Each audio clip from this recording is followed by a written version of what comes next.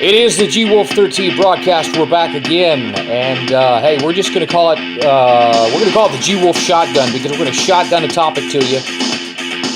Shotgun your ideas back. That's how we're going to do it here. We're going to get right into it, man, because we only got 15 minutes. I like that. Here we go. Topic of the day. I didn't want to do this. I didn't want to cover this, but I'm going to cover it because I can't sleep, and we can get to that later.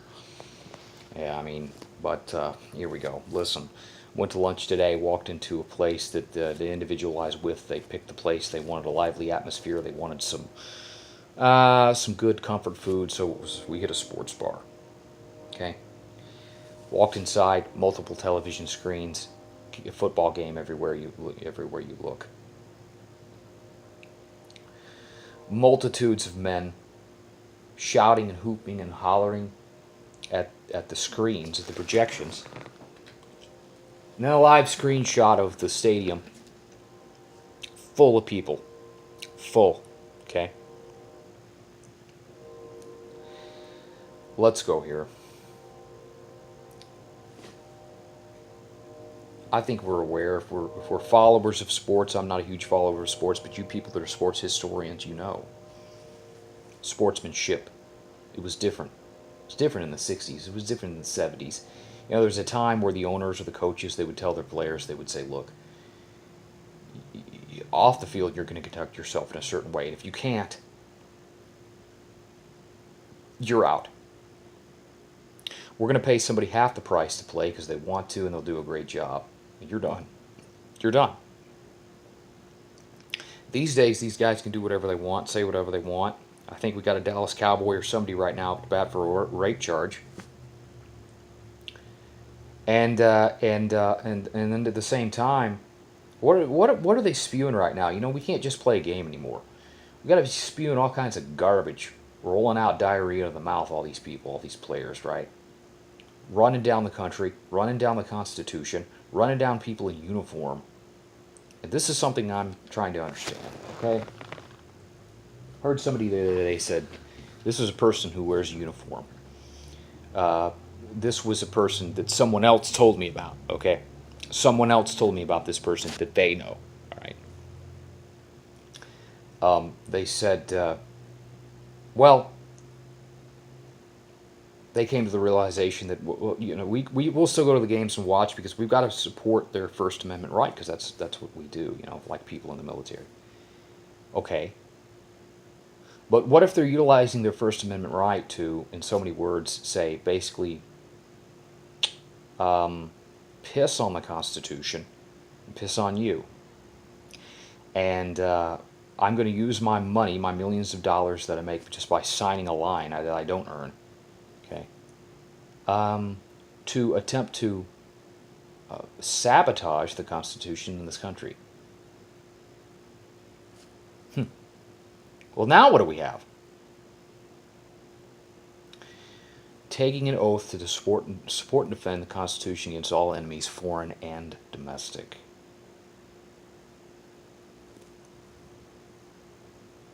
You're being played because somebody's giving you a guilt trip and they're saying, your job is to support their First Amendment right. Well, maybe, but your job is not to support someone who is utilizing their First Amendment right to tell you up front that they're an enemy of the Constitution. And then they're going to spit on you. Sometimes literally, it was a video of a fan, saw a player completely out of line, called him out on it, said, look, we're not here for that. We're here to watch you play a game. The player literally spat upon this man. They hate you. Okay.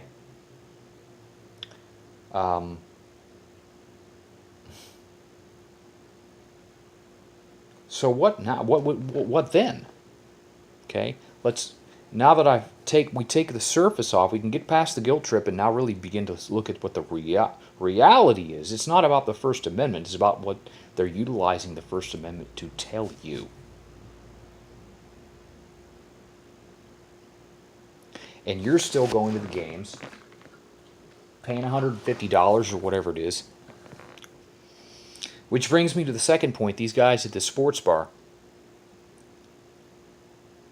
all these men, I'm going to say men because that's mainly what we have going on here. If it wasn't for all this trash, I don't have a problem with watching a game every now and then, okay? I'm not a huge sports person, but I don't have an issue with that. Sometimes it's fun. But a lot of people, this is the first thing they have on their mind when the weekend comes. Grown men. At some point, there's an old saying. You become a man, you put away childish things, and you start thinking as a man. If football, especially now, when they're basically telling you to shove off, spitting on you, spitting on what you believe in, spitting on the Constitution,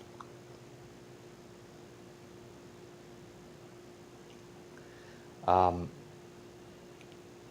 you're still supporting all this and you're paying for it and you're watching it, and for some reason you're just putting all that aside, I can't understand. That's the first thing on your mind at the end of the day is who's playing who. With all of the things that are going on right now in this country and in the Western world,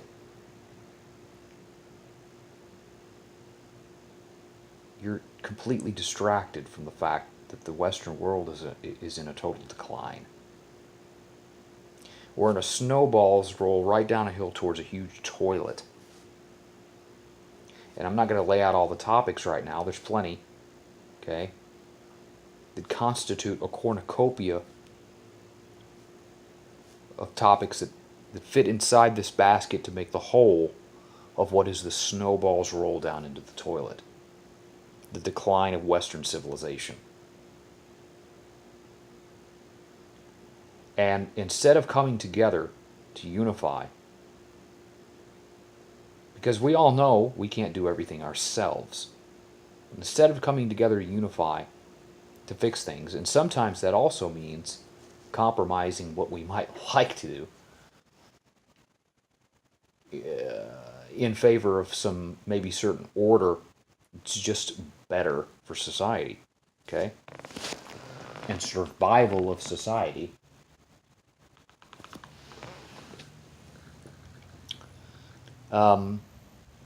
Instead of educating ourselves as to what is going on in reality, and I mean not just sitting around listening to someone who's been in the education system all their life, I mean educating yourself. You're being distracted, and you are maintaining only a certain level of understanding, of awakening. You're partially asleep, and one day you're going to wake up, and you're going to look around, and you're going to say, "My gosh, what is happening here?" Well, the answer is that you've been distracted for some reason with children's games your whole life, and now the reality that you knew is gone.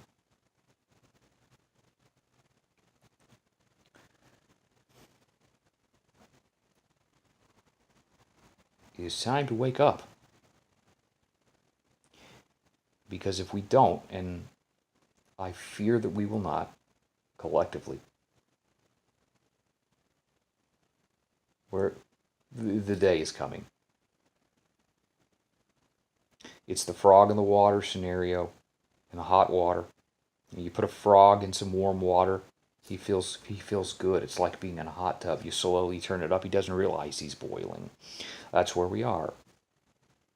And then one day it comes around, because you're comfortable, right?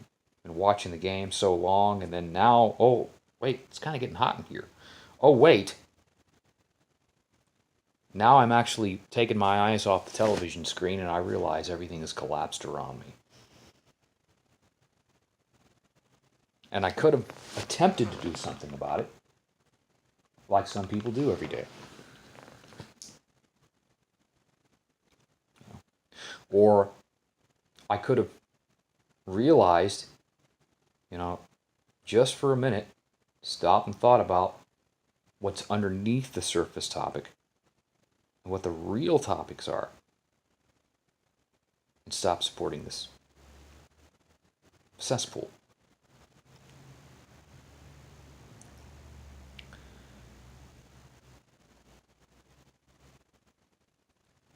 I know this is going to trouble a lot of people, anger a lot of folks, but I just call it as I see it. There it is. There is the topic, the second topic, topic number 2, for the G Wolf broadcast on YouTube. And we're going to come back. We're going to do some more. I'm going to keep just firing them away, and you can come back and you can comment, and we'll try to address some of that. Beyond that, we're going to gather our thoughts. We're going to come back. Make it the best you can. It's a G Wolf broadcast, shotgun broadcast on YouTube. And